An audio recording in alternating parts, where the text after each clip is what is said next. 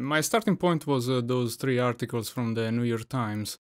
And the first thing I noticed is that the author of these articles is a ufologist. Leslie Kean, yeah. I read her book. It's a fine book. It's interesting, but it's just a series of anecdotes, and the fact that the anecdotes are coming from, military leaders, generals, police captains, government officials, whatever, is irrelevant because they're not any better at observing than anybody else, and their word is no more trustworthy than anybody else's. So why believe them? It's amazing that she got that published in the New York Times because to the average reader, that's a New York Times fact-checked article conducted by a journalist, but that's not what it is. It's written by somebody who already believes in aliens having come here, and so that's a little deceptive. As for the claims themselves, I think the best analysis comes from. Well, we've published a couple pieces in Skeptic on this, but the actual camera analysis is conducted by Mick West, M-I-C-K, Mick West. So if you look up his Twitter feed, and then that takes you to his articles or just his articles on his website, he shows that the Tic Tac a UFO or what really is obviously a balloon hurtling along, and it looks like it's hauling ass at like 1,000 miles an hour or more, when in fact it's not. That it's an artifact of how the camera is rotating, and he shows through clever analysis that what looks like this so-called UFO accelerating at incredible speed is just the camera being zoomed in or zoomed out at high speed. The camera itself is causing the visual effects in the film, not the object itself. And he shows that when the camera zooms or rotates, the entire environment around the UFO is rotating the exact same way that the UFO is. So it's an artifact of the video, not the object that's being chased. So it doesn't matter if the jet pilot says, "Oh my God, oh look at that, oh dude, unbelievable." It's irrelevant. Or they give an interview later saying, "I'm an expert on detecting other craft in my space, and I've never seen anything like that." Okay, so what? You're not seeing what you think you're seeing, And the headlines read as if the government is confirming that aliens are here. When all they did was confirm that they had a program, poorly funded by government standards anyway, that concluded nothing. I mean, we keep hearing now. By the way, that footage is not new. They keep saying, "Oh, it's brand new, just released." This is from 15 years ago. Okay, come on, give it to us. If quit saying we're about to release this huge discovery. Okay, what is it? Because skeptics want to know. Those footages, one of them is from 2004, and I think Commander Fravor was part of it in the sense that he was in the fighter jet, and the other ones were from 2014, 2015. Now, these footages were released by Luis Elizondo in 2017. Luis Elizondo is the main protagonist of these articles, and he says that he resigned from some government office in 2017 because he wasn't happy with the way that the UFO business was dealt with within the government. And so what the article, Leslie Kean article, doesn't say is that Elizondo joins a company which is called To the Stars Academy of Arts and Science, which was founded by Tom DeLonge, yeah.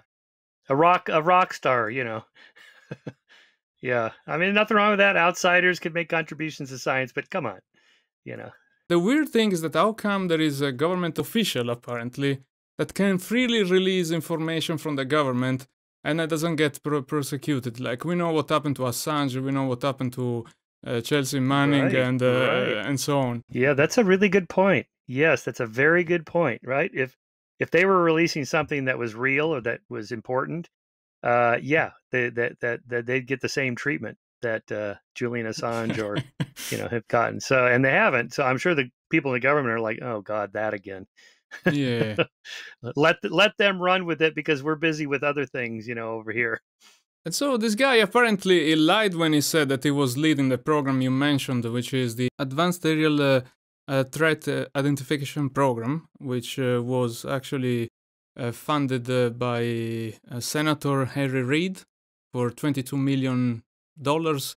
And so he said he was the director when there is the spokesperson from the Pentagon that said that he wasn't directing this program. So in that case, he lied about that. Okay, so if enough reports come in that, there's spooky things in our airspace, well, that's the military's job, is to investigate those things. Okay, fine, go investigate it. But, why drag it out for years and years with these little teasing articles in the New York Times like, oh, this is going to be huge, it's going to be big. Just give it to us. Come on. If it's Russian or Chinese or North Korean or extraterrestrial, skeptics want to know. Everybody wants to know. And this idea that, the stock market would crash and the economy, would collapse and people would lose their minds and go and say, this is wrong. This is not true. People do not lose their minds and go crazy when there's incidences like that. So, so we want to know. To the Stars Academy and Tom DeLonge, they produced a documentary called Unidentified that was released on the History Channel. Is also available on Amazon Prime. Yeah. And where Elizondo is the star.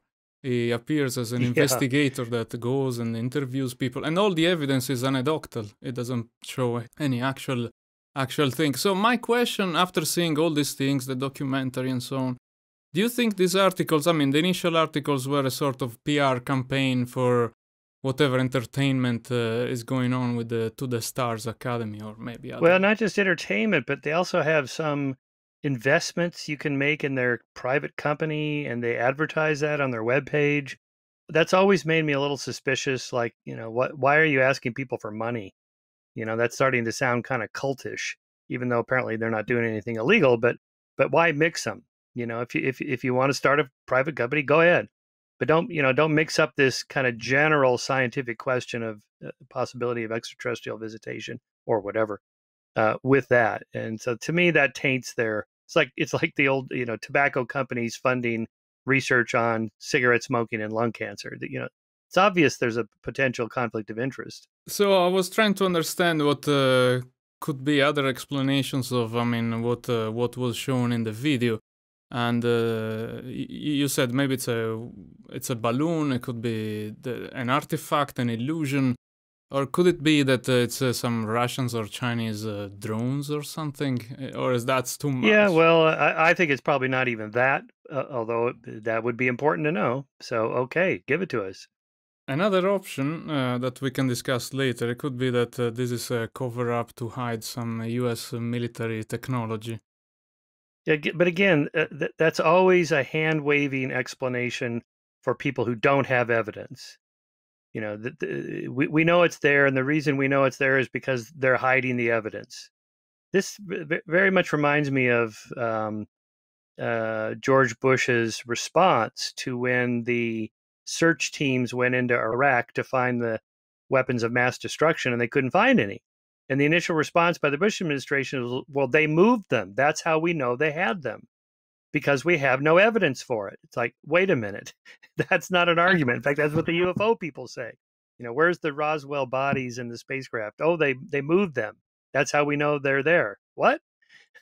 And so there is another person called Linda Howe that said that she provided evidence of a part of an alien spacecraft, a piece of metal, a layered metal with the bismuth, magnesium, zinc, silver. And she said, look, this is the evidence of an alien spacecraft. And they said, oh, we can't make this layered structure here on this planet, so it must be an alien spacecraft. Mm-hmm. Yeah. Okay, where is this? She sold the piece of metal to Tom DeLonge.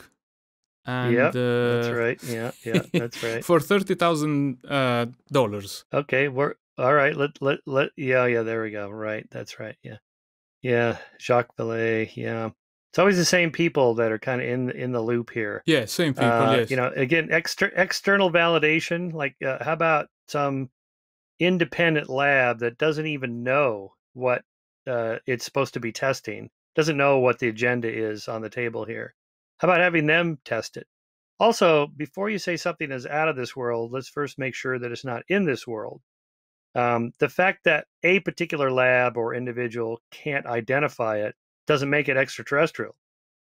And again, maybe some Russian, Chinese, lab somewhere made something that we don't know how to make. So what? that's still terrestrial. Yeah, so other scientists said that maybe it's the residual of some industrial process.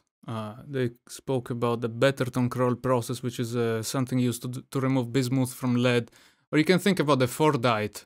You see the Fordite, you say, what is this amazing thing? Which is that sort of mineral that you get where they spray paint cars. That Oh, the yeah. paint keeps accumulating and then you get this mineral. Yes, I have a paint job like that on my bicycle. It's called reflective paint, where it's different angles that you look at the bike. It's completely different colors. It's green from one angle, purple from another angle, because of the little particles in there. They're kind of sprayed on, and depending on the angle, it reflects different color light. That's brand new. That was just invented like 3-4 years ago. And so if you showed that to somebody 10 years ago, they'd go, "Oh, I don't know how that could possibly be made." This is magic. Therefore, extraterrestrial. Yeah, therefore magic. No. How about just I don't know? Here's another principle of science. It's okay to say I don't know. But this larger principle: before you say something is out of this world, first make sure it's not in this world. And the little tailings or scrapings from machine shops, these are notorious UFO artifacts that turn out to be just the slag left over from a machine shop. We have some in our office here that people have brought us that we took to a machinist. He goes, "Oh, I can make that for you," and he did. It's like, oh, all right. Even though the person holding it goes, "I have no idea." So what? Reminds me of what we call the pyramidians, the people that say, I can't figure out how the pyramids were made, therefore extraterrestrial. In a way, it's just an argument from personal incredulity, because I can't think of how it was done. Therefore, it couldn't have been done by natural means. Maybe you just don't know enough. Maybe, and it's possible nobody knows.